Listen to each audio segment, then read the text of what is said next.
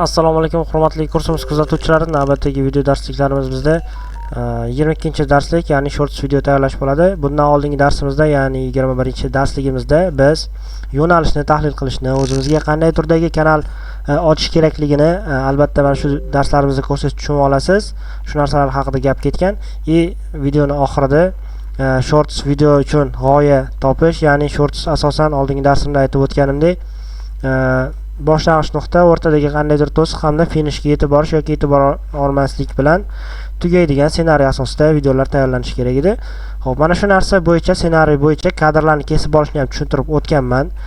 To'g'ri, u joyda konteyner misolida ko'rganmiz. Siz o'zingiz xohlagan to'siqni qo'yib ana shu narsani amalga oshirsangiz bo'ladi. Mana shu ishlarni amalga oshirganingizdan keyin sizda xuddi shu ko'rinishdagi 15-20 soniyalik videolar tayyor bo'ladi va bu videolarni CapCut ilovasiga olib kirib, ajoyib bezaklarni berib, yaxshiroq bir videoni chiqarsangiz bo'ladi. Hozir mana shu bitta videoni o'zini ko'radigan bo'lsak, juda ham oddiy tuyulishi mumkin, lekin buni montaj jarayonida juda ham bir sifatli, ajoyib videoga aylantirsak bo'ladi.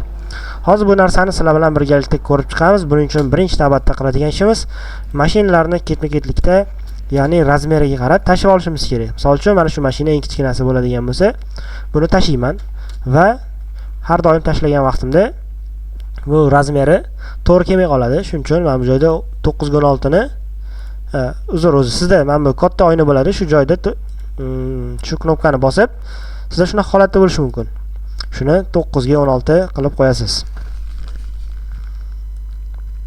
Qilganingizdan keyin biroz kattalashtirasiz va sizda mana shu ekraningiz yoniga chiqib ketsa ham, lekin shorts uchun kerakli oyna kesilgan holatda, ya'ni sozlangan holatda bo'ladi.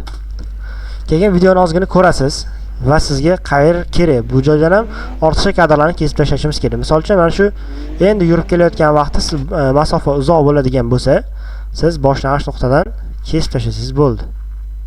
Mana ortiqchasini kesib tashlaymiz. Endi oxirroqga borib to'siqdan o'tib ketgan vaqtini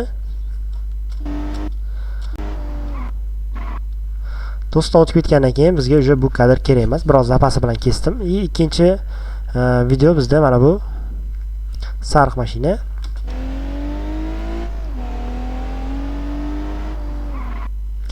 Buni ham xuddi shu ko'rinishda to'g'irlab olasiz. Birinchi navbatda hozir kesib olaylik. Mana ortiqchasini kesib tashladim. Razmerni to'g'irlayman.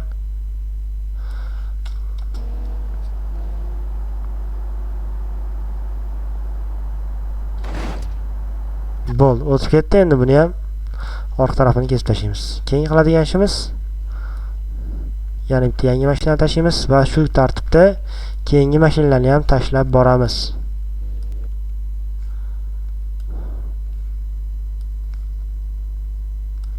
Hamma mashinani tashlab oldim. Endi buni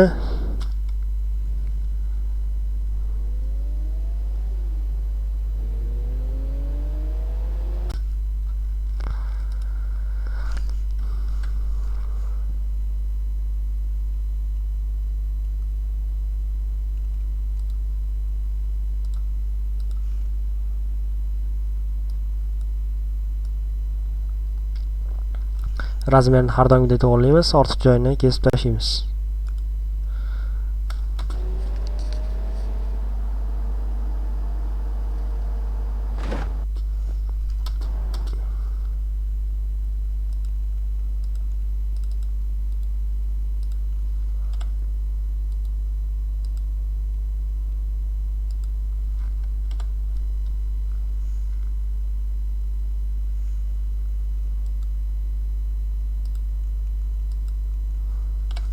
Hop, mana keraksiz joylar kesib tashaldi. Endi keyingi video yana tanlanadi.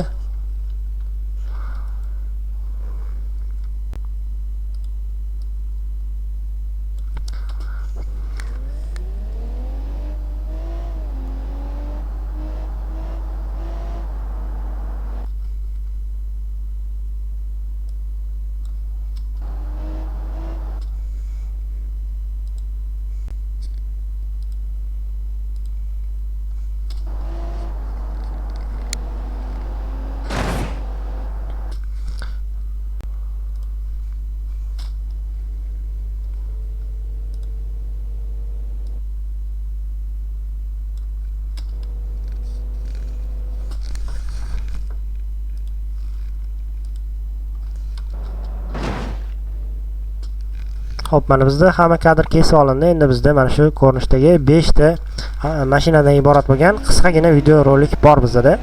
Endi hozir bu hali tayyor emas. Endi biz buni bezash jarayonlarini sizlar bilan birgalikda ko'rib chiqamiz. Buning uchun bizga birinchi navbatda kerak bo'ladigan narsa bu musiqa. Musiqani tayyor bir qanaqadir shortsdan olsangiz bo'ladi. Bu bir g'oya. Endi ikkinchi g'oyasi esa buni siz qanaqadir original musiqani olasizda har bitta mashina uchun alohida ovoz berishingiz kerak.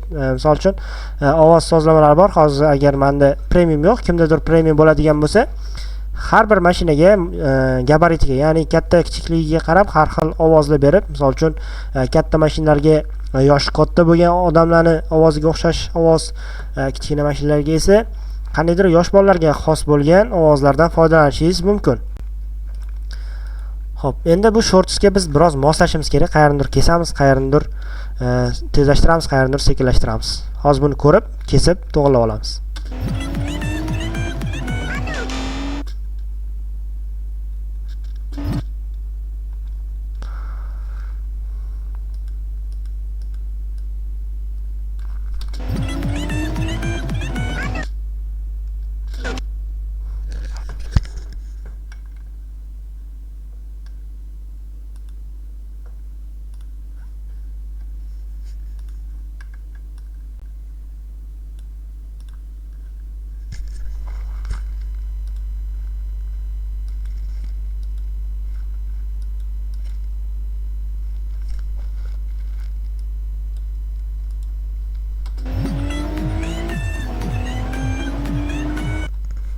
Hop, bu yerda nima qildim men?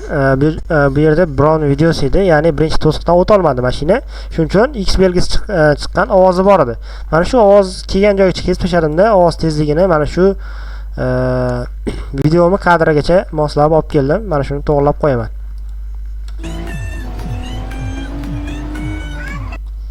Hop, ikkinchi qiladigan ishimiz. Hop, ortiqcha joyini kesib tashlaymiz. Har doim biz eshitib ko'rib, mana shu montajdan amalga oshiramiz. Eng ma'qul variant mana shu kimdir shorts videosidagi musiqadan foydalanish.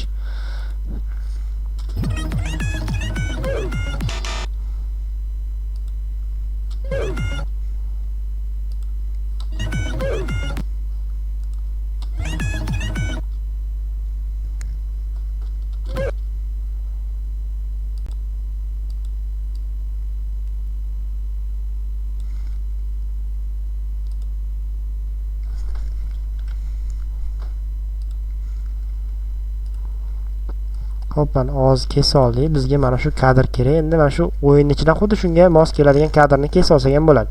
Hop, misol uchun mana bu yurib kelgan joylar bizga qiziq emasda. Buni biroz kaltalashtirib olamiz. Buni ham biroz sekinlashtirib olamiz. Juda haddan tashqari sekinlashtirsak ham bo'lmaydi. Shuning uchun biroz sekinlashtiramiz.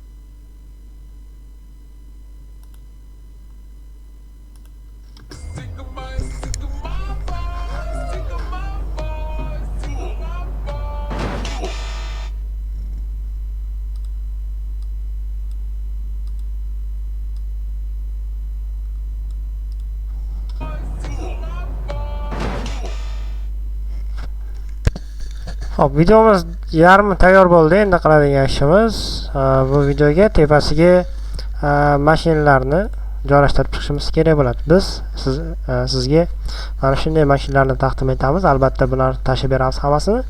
Bularni katta kichikligi bilan o'zingiz sekin sozlab olasiz. Bularning mashinasining ko'rinishi hammasi bir xil bo'ladi. Men sizga prosta har xil rangdagisini ajratib tayyorlab qo'yganman. Buni ham BMJning ichidan o'zim kesib oldim. Internetdan qidirib o'tirmadim. Sifatlisini. Menimcha mana shuni o'zini topsak, ishlatsak bo'ladi. Chunki internetda bunaqa sifatlisi, bundan sifatlisini men topa olmadim. Shuning uchun o'zim uchun bularni yaratib oldim. Xo'p, endi mashinamiz rangiga qarab joylashtirsak ham maqsadga muvofiq bo'ladi. Birinchisi ko'k rangli mashina.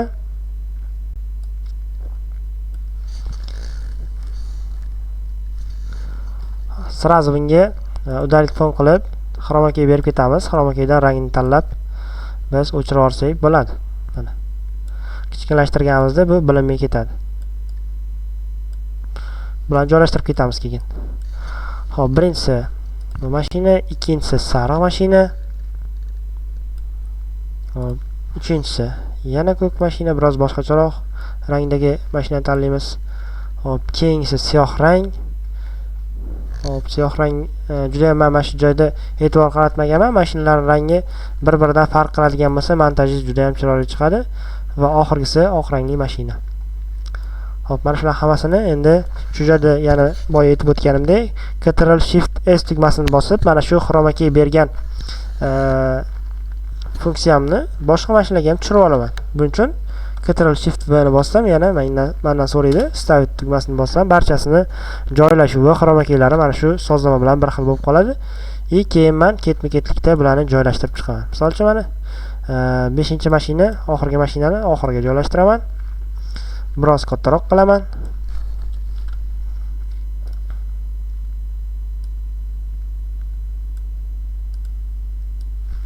Keyingi mashina kichkinlashib boraveradi xuddi shu ko'rinishda.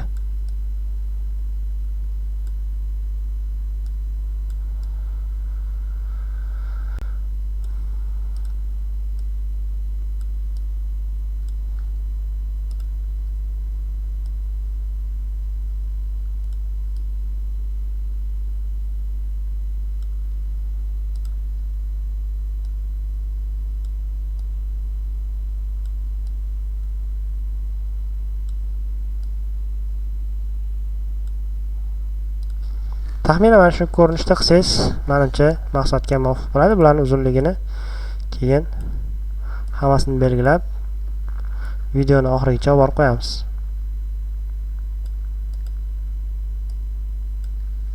Demak, bu videoni boshidan oxirigacha chiqib turish kerak bizda.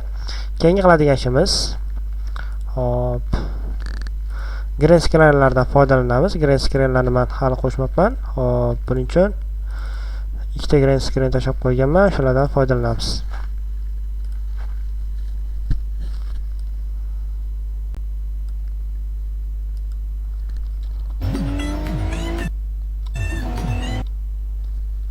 Hop, bu ovozsiz variant ekan. Bizga ovozli varianti kerak, shuning uchun mana shundan foydalansak ham yetadi bizga, bo'ladi. O'zingizda qanday green screenlar bo'ladigan bo'lsa, o'shalardan foydalansangiz ham bo'ladi. Hozir bu tasdiq hanusi, tasdiq ishorasi. Hop, tasdiq ishorasini biz kesib olamiz. Shu joyda qarang, sizga yana bitta maslahat berib ketaman. Biz buni faqatgina videosini, ovozini olsak yetarli hisoblanadi. Chunki biz buni rasm sifatida videoni boshidan oxirigacha cho'zganimizda biroz noqulayliklar tug'dirishi mumkin bizga. Hozir men bundan faqatgina tasdiq hamda X funksiyasini olaman. Hop, mana kesamiz. Ortiqcha narsalarni yana olib tashlaymiz. Bizga ortiqcha narsa kerak emas. Mana bizda bitta tasdiq funksiyasi hamda o'tolmaganlik funksiyasi. Bu narsani endi joylashtirib chiqishimiz kerak. Misol uchun mana birinchi videoni ko'ramiz. Mana shu o'tib bo'lgan joyiga boshlanish kerak bizda. Mana shu o'tib bo'lgan joyda chiqish kerak va mana shu videoni oxirigacha.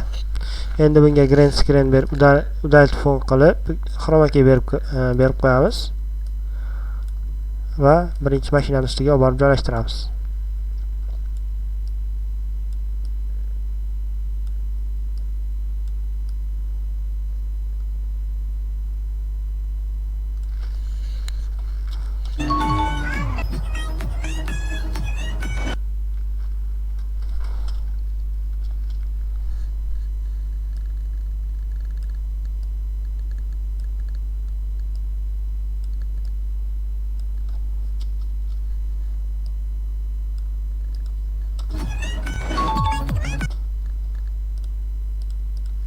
Hop, bundan nusxa ko'chirdim, ikkinchi mashinaga qo'ydim.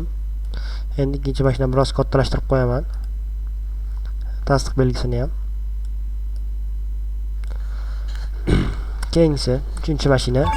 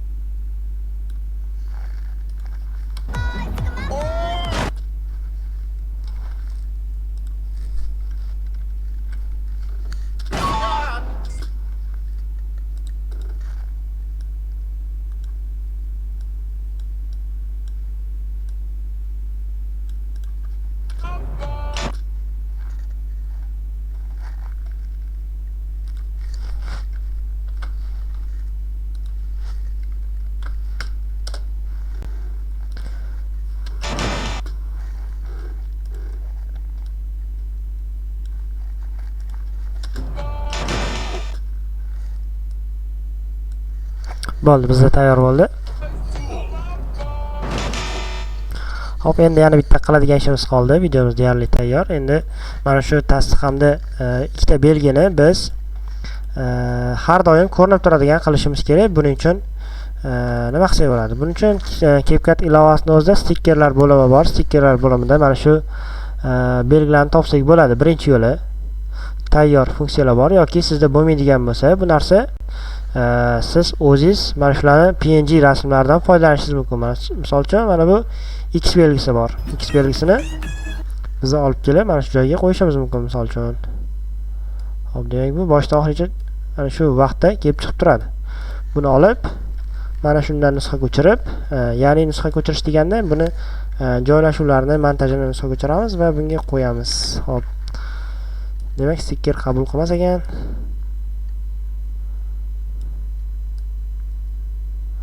Buni mana shunday qilib qo'yib, buni ko'zga ko'rinmay turgan joyiga surib qo'ysak ham bo'ladi. Demak, bizning videomiz mana shu chiqqan vaqtda biroz oldinroq surib qo'yamiz. Ovozi chiqadi, bu yoqda o'zimiz stikerimiz kelib chiqaradi.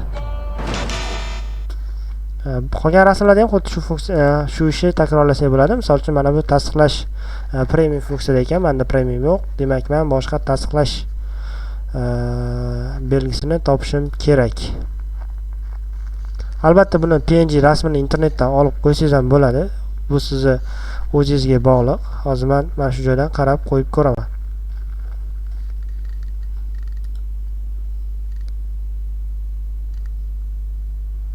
Demak, mana tasdiq belgisi qo'yamiz. Joylashtiramiz, oxirigacha boramiz.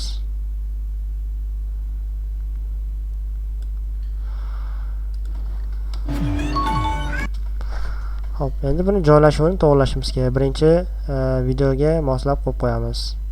Chunki birinchi mashina bizda bu belgidan, bu to'siqdan o'tdi.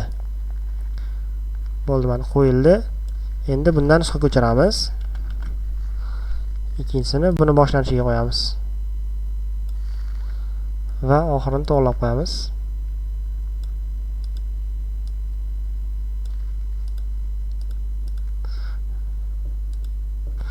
Joylashuvni esa ikkinchi mashinaga to'g'rilab biroz kattalashtirib qo'yamiz.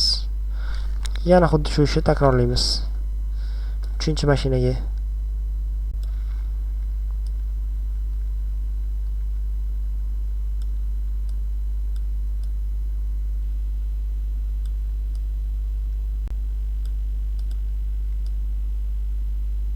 biroz kichikroq qilsak ham bo'ladi, sababi orqadagi mashinalar umuman ko'rinmay qolsa ham videomiz biroz xunukroq chiqadi.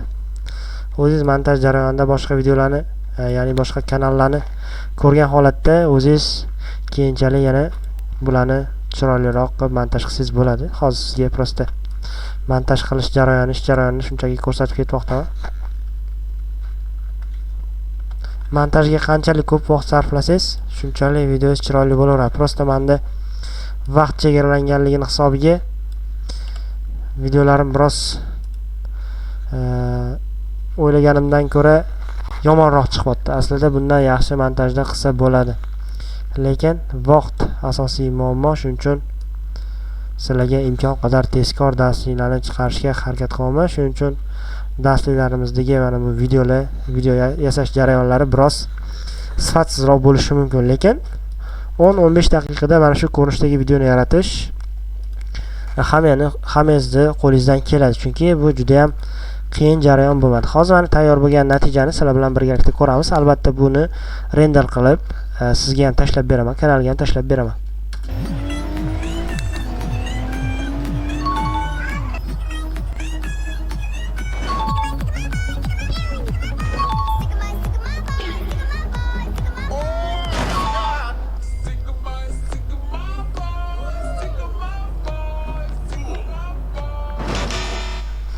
Hop, shu o'rinda yana mana bu kadrga qo'shimcha yana bitta funksiya berib ketsak bo'ladi. Hammasini belgilab olasiz.